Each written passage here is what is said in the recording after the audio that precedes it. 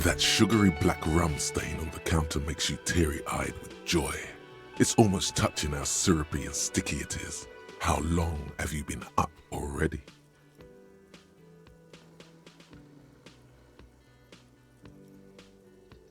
Oh, excuse me. Do you have something better to do than lust for sweet syrupy rum and lemonade? With a twist of lemon? Maybe lime? Maybe who cares? Just rum?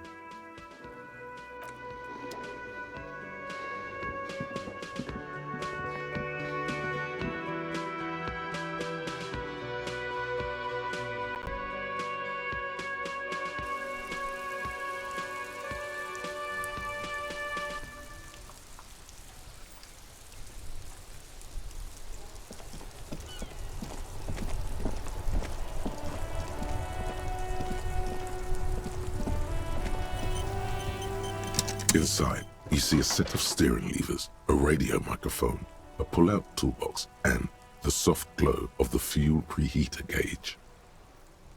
As you tap on the gauge, the indicator pin jerks as if startled. It's in the large orange sector, indicating the engine is warm. Next to the gauge is a red switch labeled heat. Now, that's enough fun with the foldable headlights. I know they are mesmerizing. They are also fragile. I'm not going to turn it on for you again. The frequency tableau lights up, and the green button labeled Prime Line glows like a feline eye. And then you hear something. The soft purr of electrical kittens, radio waves cast far and wide over the metropolis. A woman's voice greets you through the static. This is Precinct 57. Hello, Lieutenant. How may I assist you? Hello, Alice. Please assist our colleague from the 41st Precinct here. I'm putting him on. Operating the radio is easy. Just be confident.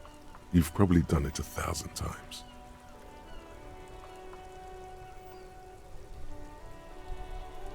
This is Officer Alice Demetri, Precinct 57. How may I assist you?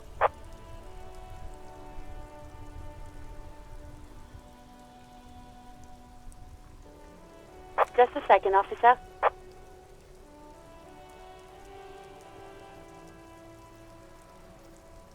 Ten 2, 10 5. This is 41st. Come in. Over. A scrawny old man sits in a dusty cubicle, smoking, with a large white rectangle sewn on his vest. In front of him is a box-shaped apparatus with an array of wires and antennas. The radio switchboard. The man uses relay code. You got this. You're a cop, and cops know relay code. 10-4, message received. 10-5, relay message. What's your status? Over. 10-18, state your message, sir.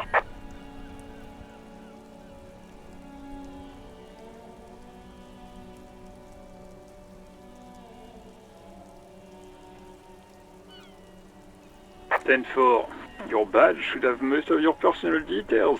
Look over that. Over. 10-9, over.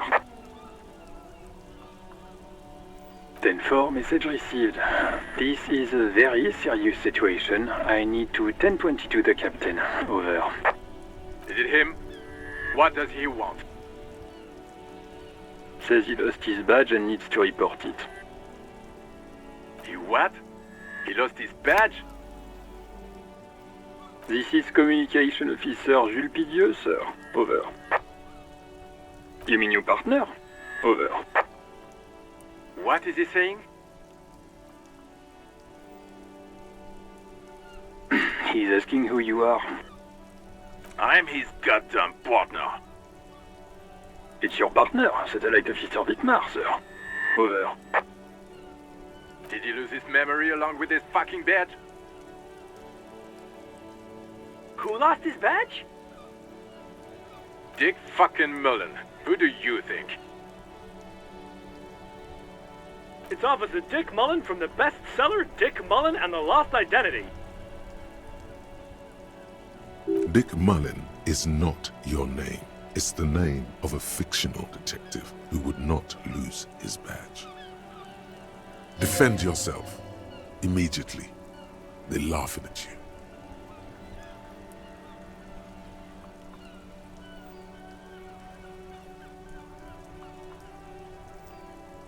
He says this has probably happened to other policemen before him and laughs sarcastically. Oh goddamn it! Is he fucking kidding? The whole station's gonna be dicked for this. Satellite Officer Vikmar is wondering if you might be joking and adds that this tarnishes the reputation of the entire station. Over. Mullen dicked us.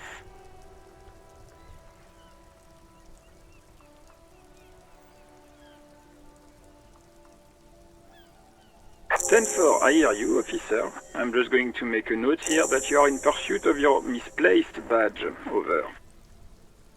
Fuck me. Mac, come here. You've got to hear this. Dick Mullen lost his badge. What's going on? Super Cop here lost his badge. He lost his what now? His badge. He lost his goddamn fucking badge.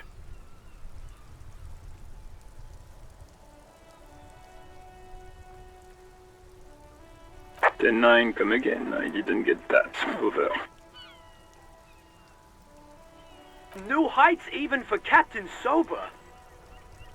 Ask him. Ask him if he's lost his gun too. Sergeant Orson wants to know if you lost your gun too. Over. Check your pockets. Check your... Holy fuck. You don't know where it is, do you? Okay, it's gone. Your gun is most definitely gone. 10-9, come in, officer. Did you get my question? We were wondering about your gun. Over.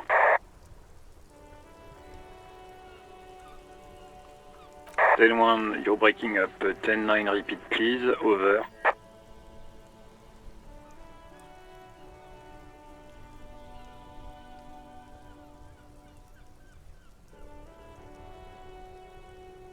Ten-9, come in, officer.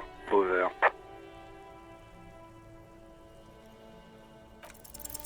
Even before you can get the words out, everything gets scrambled in your brain. He says he didn't lose his gun. Or his phone, whatever that means. Ask him to describe it. His gun. Not his fun. Just the gun will do. Satellite Officer McLean requests a description of your weapon. Over. Oh, request a description, huh? We'll give him one. Describe the plasma gun.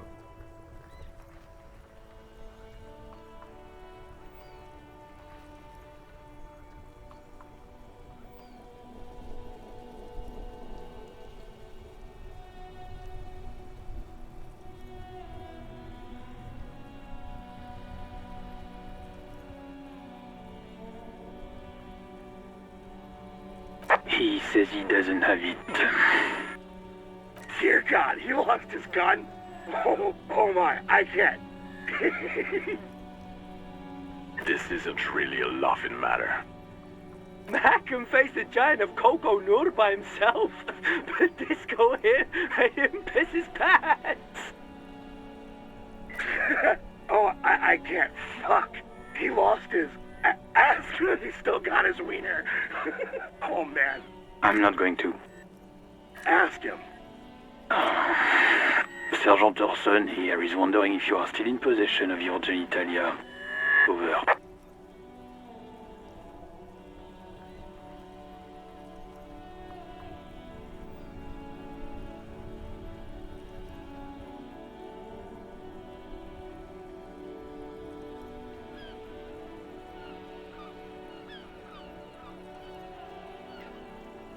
He acknowledges your joke and asks you to lay off. Lay off? Lay off? Tell him we'll lay off when he retrieves the goddamn police property that he has been entrusted with. Satellite Officer 10-4, affirmative. Officer is in pursuit of his firearm. Oh God, Officer, do you need further assistance? Over. 10-4, I hear you. I don't have the authority to grant your request, but What does he want now? he's asking for money. Is he fucking kidding? I don't think he is. Don't give that asshole anything. He's just gonna drink it all. Right, that's a negative on the additional funds, over.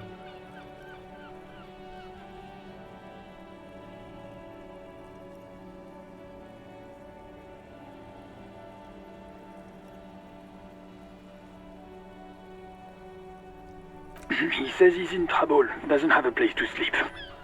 Well, I guess he'd better crack the case before sundown then.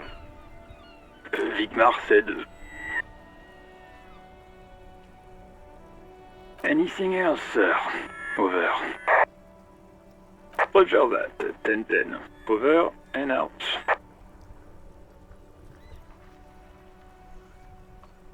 This is Precinct 57. How may I assist you? Of course. What is the number, officer? Yes, hold on. Her number is 005 1944 298. Received. Hold on, officer.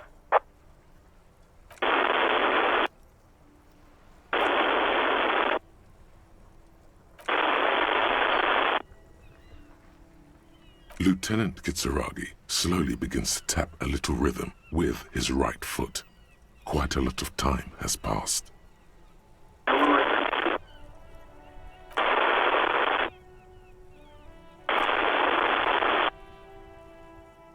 Officer, I have Sylvie Malaika on the line for you.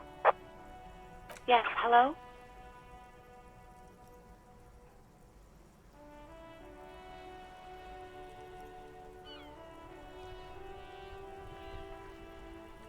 Oh, right. Hello, officer. What can I do for you?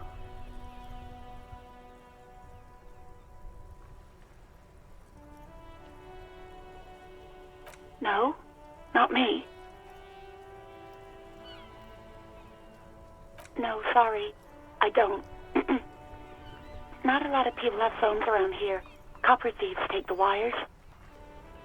People don't have the money to have the cables put in again. They use the Union's phone, or the one on the coast. So the Union has a phone, and there's one further down the coast. Got it. It was someone else. We'll find them sooner or later, officer. It just might take a while.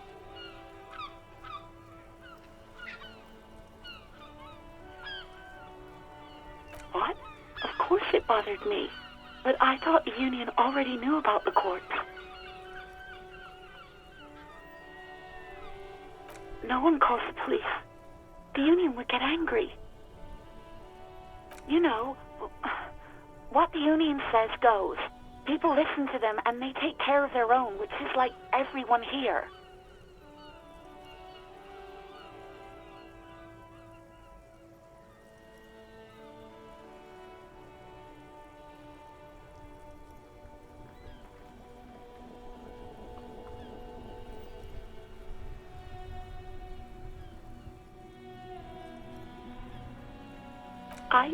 I didn't want to get in trouble with the others.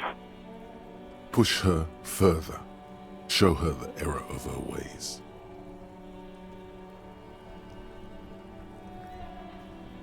The other people who live around here. Local people, I didn't want trouble. You don't live here. You don't understand. Squealing is frowned upon here. Everything is dealt with, well, by the Union, internally. Please, I just didn't want any trouble.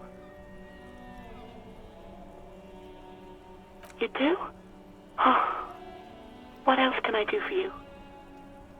Yeah, go on. Yes, I know who you are. You're a police officer. The law. This exact conversation has happened before. Establishing authority before this young girl seems to have been important to you in the past. Don't go there again. Oh, no, I haven't, sorry. Real policemen have uniforms too, by the way. Where's yours?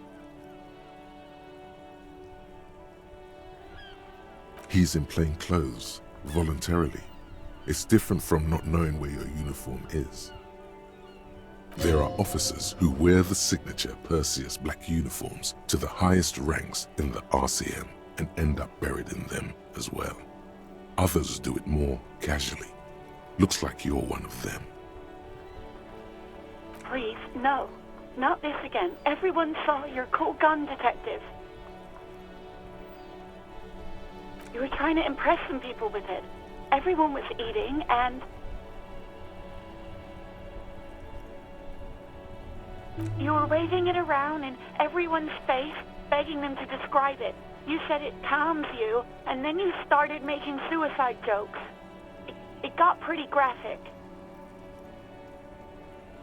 Oh, those again. I have been trying to wean you off them. You know, when you put your gun, your actual gun, on your temple and pretend to shoot your brains out, off of that, people don't like that. I remember this. You were screaming things like, "My brains are all over the wall, painting them red. I won't be seeing it, 'cause these are my brains. I can't see without my brains." Very nice visuals there.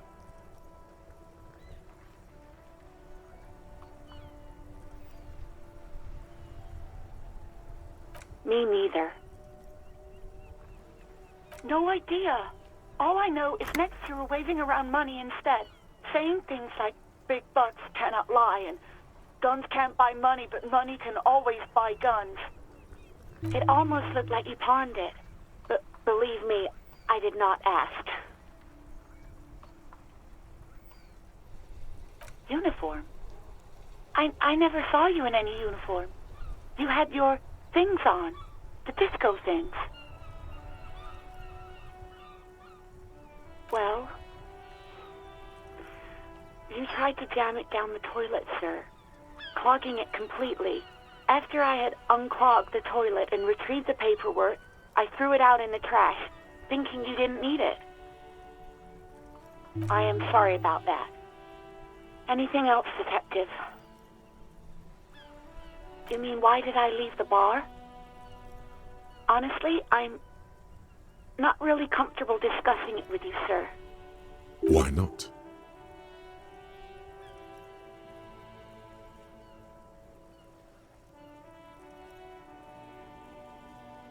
Maybe, I don't know. I just know I have to take some time off right now. I do hope so.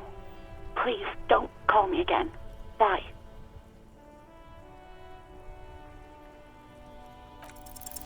No, she doesn't have a problem with you. It must be someone else she's angry about. Some other guy. Like God. You know women and their constant problems. Yak, yak, nag, nag. How's one supposed to get the love going like that? That's where you step in. You're Lieutenant Love, matchmaker extraordinaire. Help the poor girl out, lest she turns into a spinster.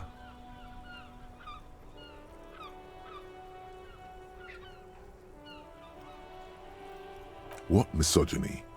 I'm just telling things the way they are. Can't a man be honest in his own head anymore? You have to act, Lieutenant Love. You have to calm that hysteric down. Tell it you've got everything under control. Then go and have a little boys' talk with God himself. Think you can do that, Lieutenant Love?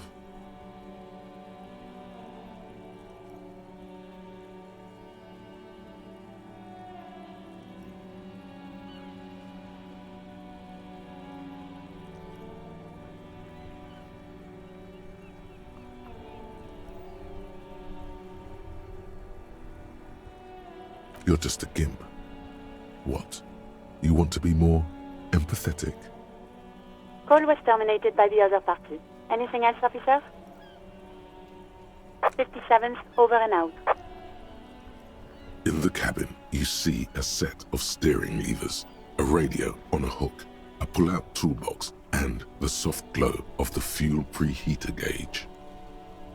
The white suede feels luxurious under the touch, and the metal clutch handle so very familiar in your palm.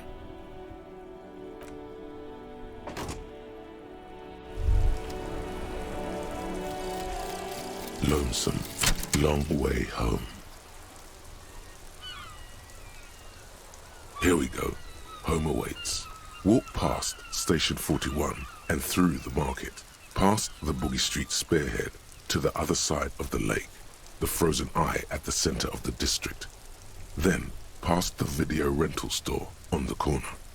There, at the end of a street lined with pine trees, a small house no larger than a matchbox, 11 Voyager Road. You no longer live there. Those times are gone. And so are those people. Why did you come here? Why are you still here? And where's the dealer? You have to get back to work. That's all you have now.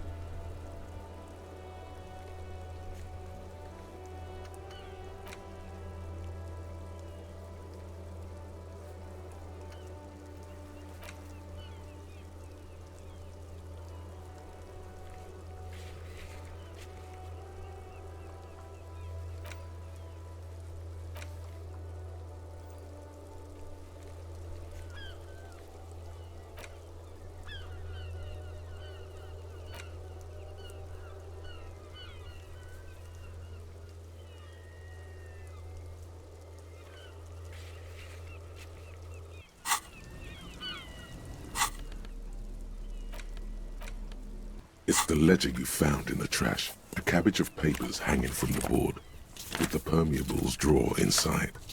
It's barely held together by a clip, then made complete by the faint smell of you.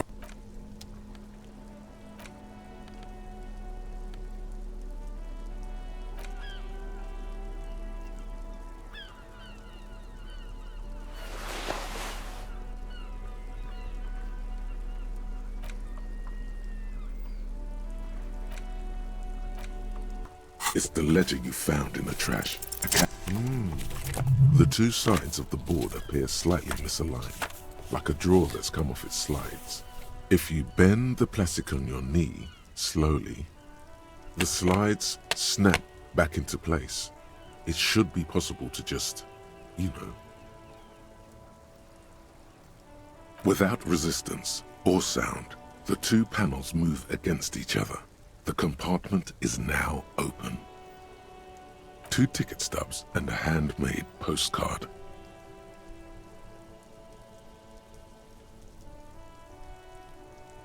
Two octopuses are smiling, reaching their tentacles toward each other in the colored pencil drawings. The tickets permit access to the zoo in Revachol East. The aquarium costs extra. These let you go there too. Thin wax paper has been glued to a piece of cardboard. Sounds like leaves rustling when you pick it up. You see violet flowers, floral patterns, patches of glue. It smells of chewing gum, apricot flavored. A touch of cinnamon, the end of summer. You think the label says tutti frutti. Familiar handwriting lines the inside of the card, looped round letters in a woman's hand. A young woman in her 20s.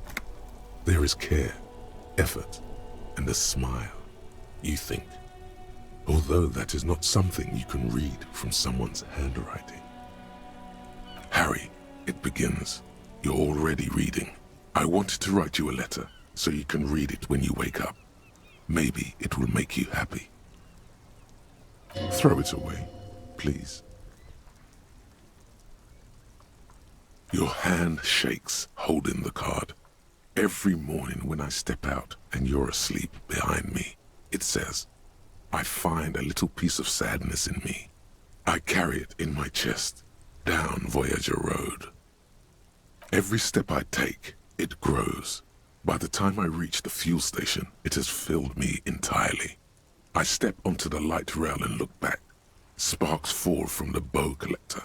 I know it will be like this until late afternoon, when I get off the 42 and walk back to you. You. Every step I take will get lighter. It almost makes me run. Sometimes I do. I can't believe I met you. I can't believe the happiness I feel with you. You have a vast, vast soul, and I will always, always, always come back to it. Kisses, kisses, kisses. You feel the air sucked out of your lungs and the blood sucked out of your head. Everything around you gets dark. Small white dots appear. You feel the ledger slip from your hand. No, hold on. To what? There's nothing. Detective, is everything all right?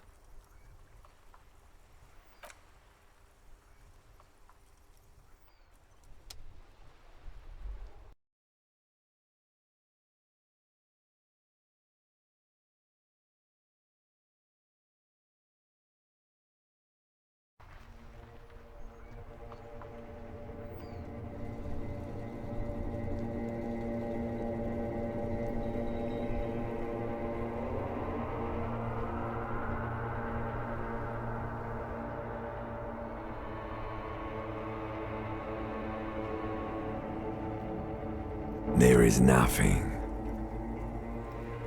Again. Nothing sad, brother. No treachery, just blackout. Well, almost nothing. There is the ground below you, that's still there. And the small light that's on, fluttering, somewhere in the basal ganglia. That's me. Blue eyes, that's me. Who was what? He speaks of the sickening longing, the unwell emotion.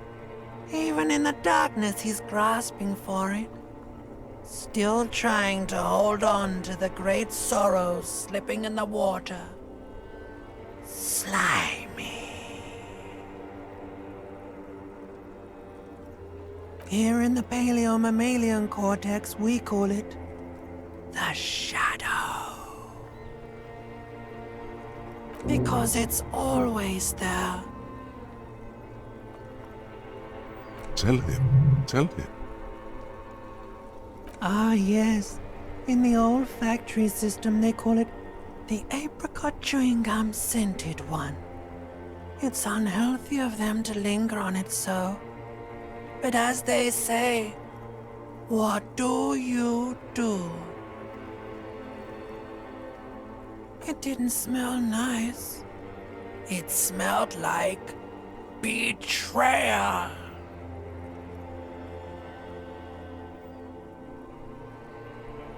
Bloated corpse of the past resurfacing. Don't prod at it. It will start moving again.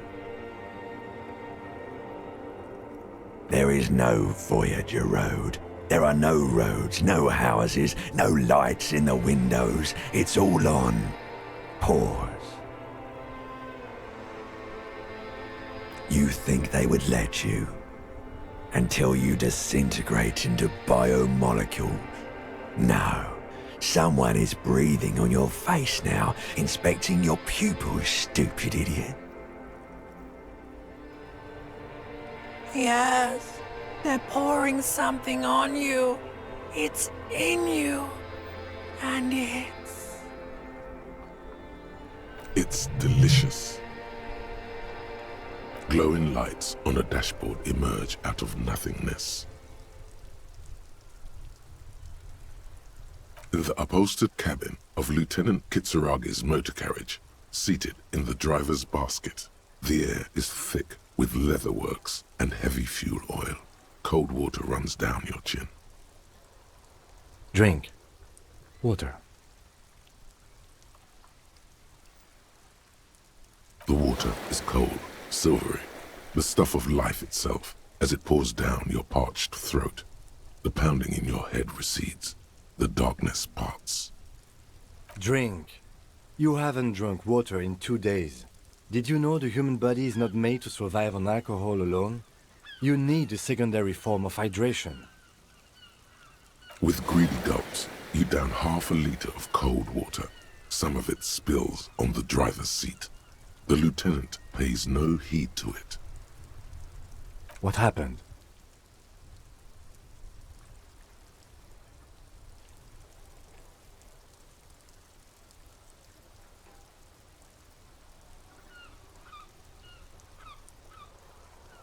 You were reading your paperwork. Then you passed out. I carried you to my kinema to take you to a hospital. Then you came to. 10 minutes, maybe. That does sometimes happen. He replies with such understanding, it's as if the burnt-out ruins of the past were an occupational hazard. Athlete's foot for cops. You dropped these. Are you okay to proceed? Good. The Ledger of Failure and Hatred is a special item that can be used both as an interactable and a tool equipped in your held slot for skill bonuses. Find it under the Tools tab in your inventory.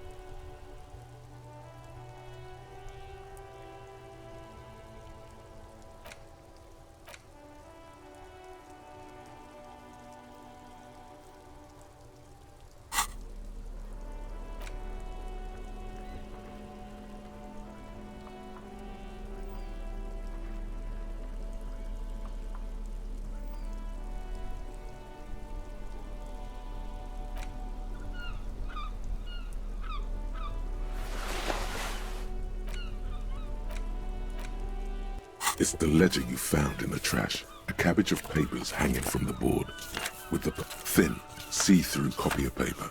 Most these are quite sinister in tone.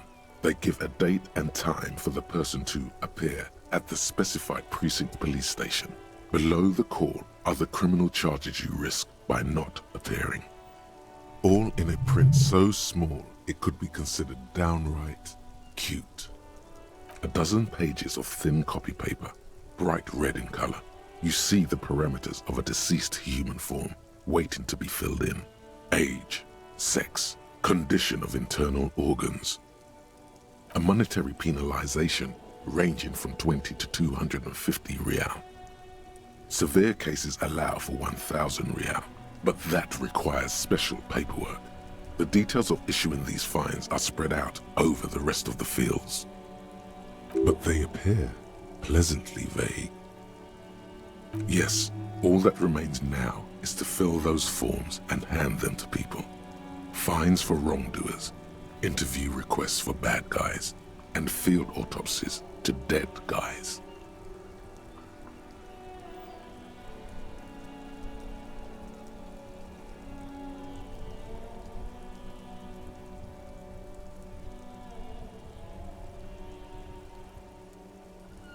The rest of the stinking cellulose is much worse for wear.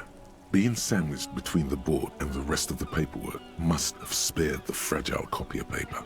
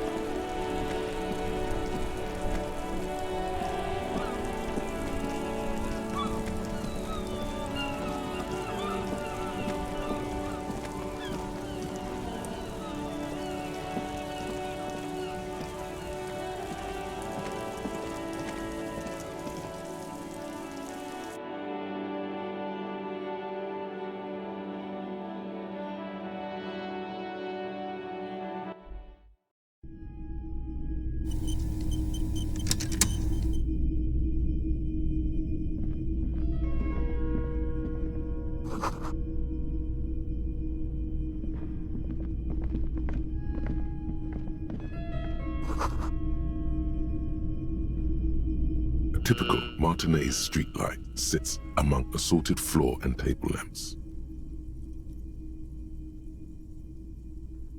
The light pole has been carefully cut, and the wiring has been redone and attached to a standard indoor plug. The light buzzes faintly, but persistently. This would make quite a statement in your living room.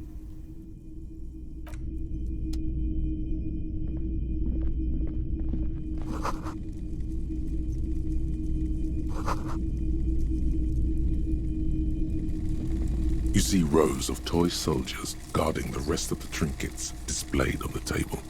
Some on horseback, others in rags, others yet in bright blue uniforms. All are stern and unyielding in their duty.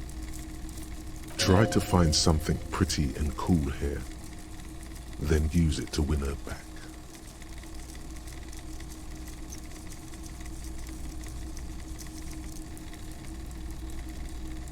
Yes, buy something nice, a figurine.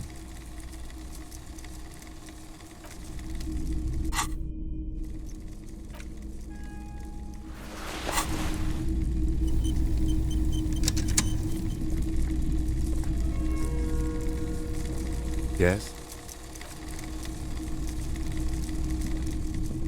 You see rows of toy soldiers guarding the rest of... Why? What's this?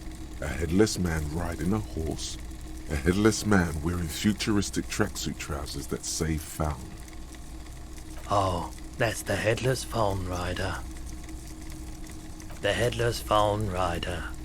It's an urban legend about a man who rides the streets of Revachol sporting a fawn tracksuit. As you see, he's missing his head. 50 cents. Bargain price. I'll throw in the tiny cap too. I think he's looking for it, or something. That part of the story has many interpretations.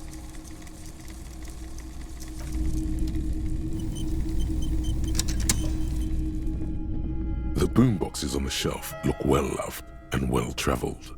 Chipped, dented, they stare at you with the unblinking eyes of their tape reels. One especially catches your eye. Deep gold and amber plastic with a big old handle on top. A classic boombox that says Stereo 8 approved. This is you. Golden orange. A sunset suite. Just make sure it works before you buy it.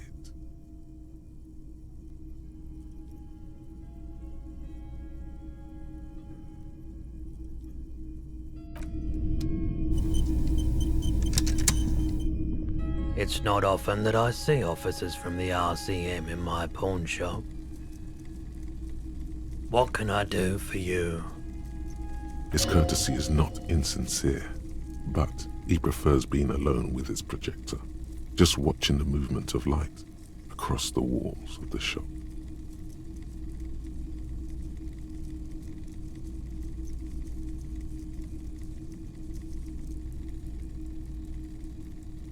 Oh no, not at all. I guess I haven't had many customers lately, RCM or otherwise. Who are your customers usually? All kinds of people come through here. Locals, travelers, people looking for a deal, people looking for a keepsake, people who are terminally bored. As you can see, I have a wide selection of goods for everyone to choose from.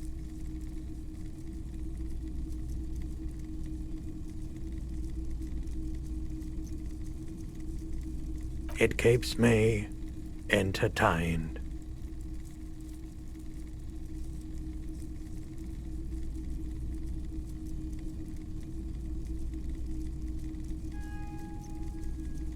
Someone else came here earlier today asking the same question. I promptly sold her the gun you pawned a couple days back. This is a pawn shop, and it did feel as if you've met before. Oh God. The lieutenant shifts from one foot to another, alert. You were adamant about getting rid of it, officer. Said you were undeserving of a service weapon of the Revachol Citizens Militia. And I don't like keeping guns around the shop for long. Off the charts photon emissions, the unhealthy kind. She didn't seem like a policeman, although she kept referring to herself as a pig, which was odd. I found her interest in the gun a bit obsessive, but I was just happy to get rid of it, and of her. Truth be told, she was terrifying. Right, so let me get this right. You sold your sidearm, issued by the Citizens Militia, and now a civilian is running around the streets of Martinez with it?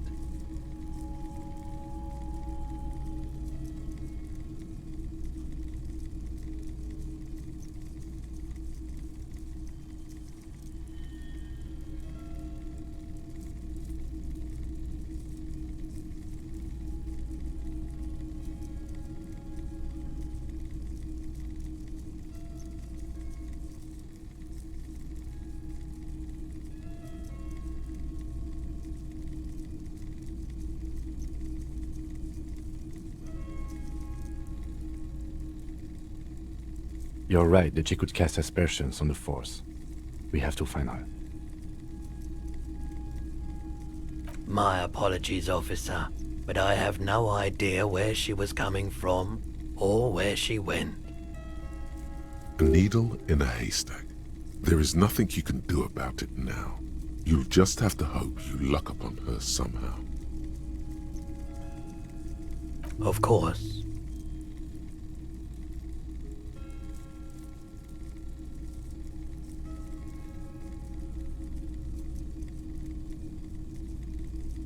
Let me have a look. Anything else you're thinking of selling?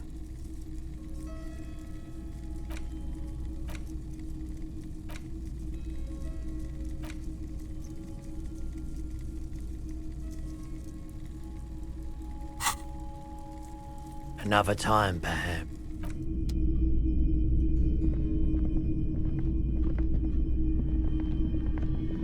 Wow, a very large red t-shirt with an impressive print stands out from the other garb. Oh yeah, the print depicts a muscled man striding toward you, a giant sword in each hand, encircled by burning embers. Behind him is a cluster of cabins engulfed in flames. Beneath him are the words, Hjelmdal burning. The antlers on the hood of the man's cloak and his piercing blue eyes are familiar.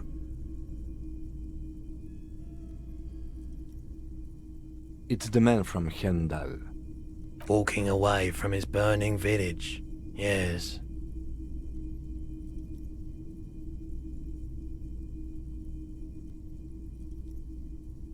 The man from Hjelmdal is the hero of a series of popular books based on a fictional version of Kotla, mostly what is nowadays Arda NFD. In fact, most people don't think that man from Hjelmdal ever really existed, but they are wrong. Hjelmdal isn't a real place. Neither is the man a real man, of course, but both the man and Hjelmdal are an ontological necessity. But hey, it's not worth getting into an argument about. Wow, what?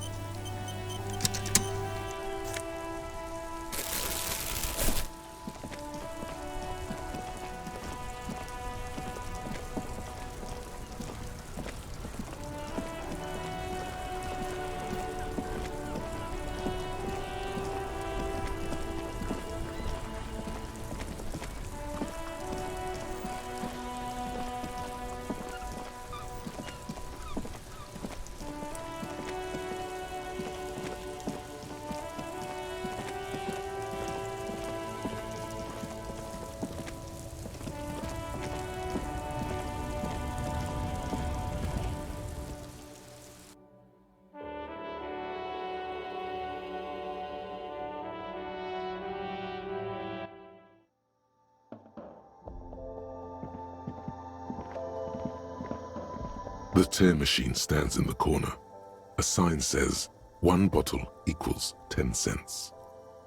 Your bottles clunk into the machine, and the money appears with a satisfying jingle.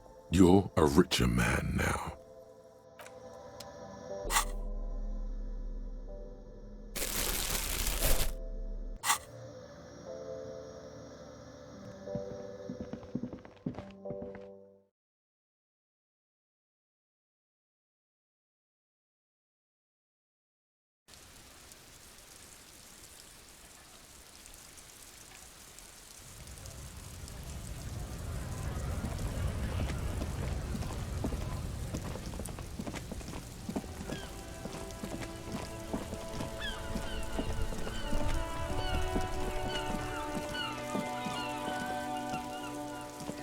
An old call box with a matrix of push buttons lists all the companies in the East Delta Commerce Center.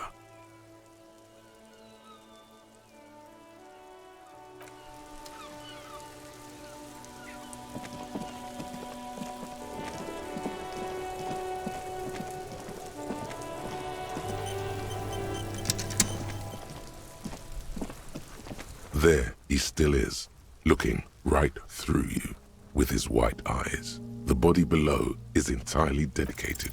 The ammonia only makes it worse. The combination forces tears out of your ducts. You manage to keep it in once. The second time, not so much. When the vomiting is done, your cheeks are wet with tears.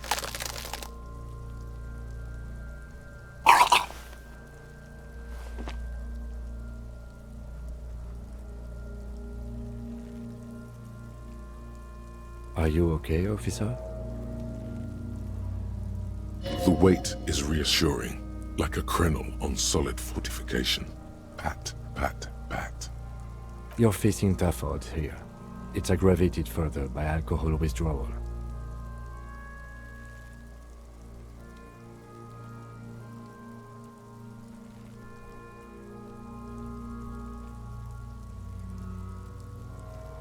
I've seen captains puke their guts out. It never gets easier. You never get used to the smell. Every Monday is cadaver day. Throw up, investigate. Throw up, initial autopsy. Throw up, bag it. Then drive to the station. Maybe throw up on the way there if you didn't bag the thing tight enough. I think I've lost my sense of smell. A white lie. Not being hungover helps too.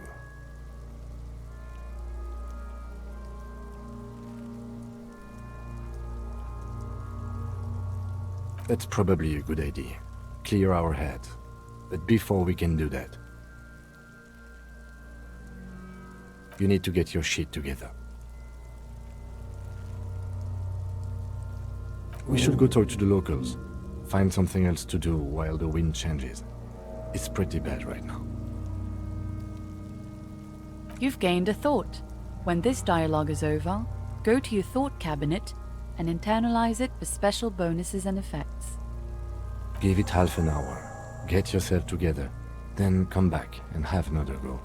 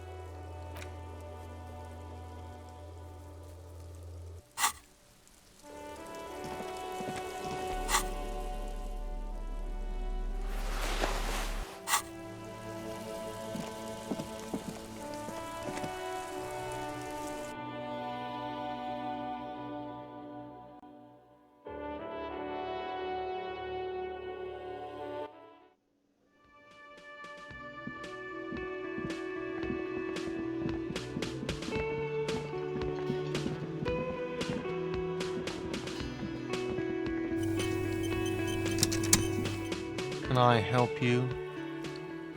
Another thing. Great. I love them. Yes? Yes. Have you got it?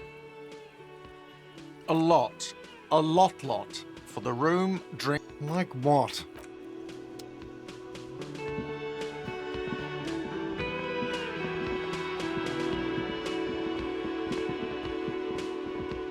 Hello again, sweetie.